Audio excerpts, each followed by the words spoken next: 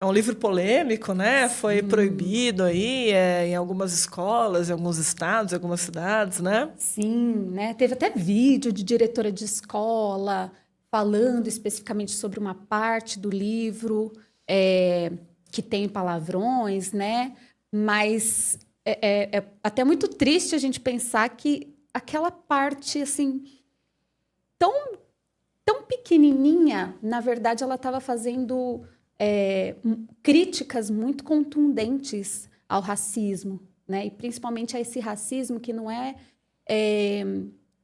aquele racismo que a gente percebe de cara, mas é aquele racismo que está ali no nosso Sutil. cotidiano, A né? estrutura. É um livro escrito pelo Jefferson Tenório e foi premiado, né, pelo Prêmio Jabuti em 2021.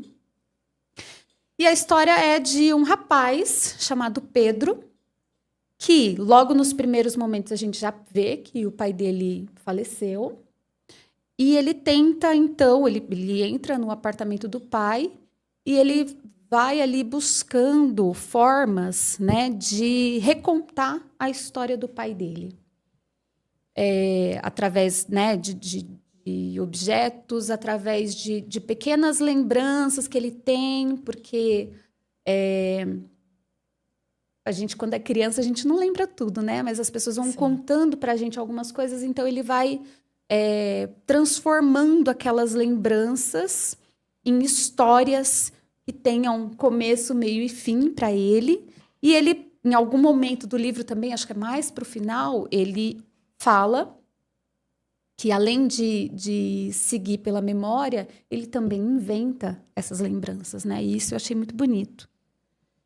O livro é como se fosse, ele é narrado em primeira pessoa, às vezes dá um pouquinho de pane, né? Porque ele é narrado em primeira pessoa, só que é como se ele estivesse dialogando com o pai. Então, tem a segunda pessoa, só que a segunda pessoa bem brasileira, que é o você, não o tu, Sim. né?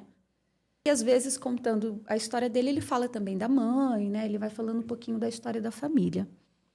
E aí eu vejo como um diálogo monólogo, porque afinal de contas o diálogo é impossível, porque o pai está morto.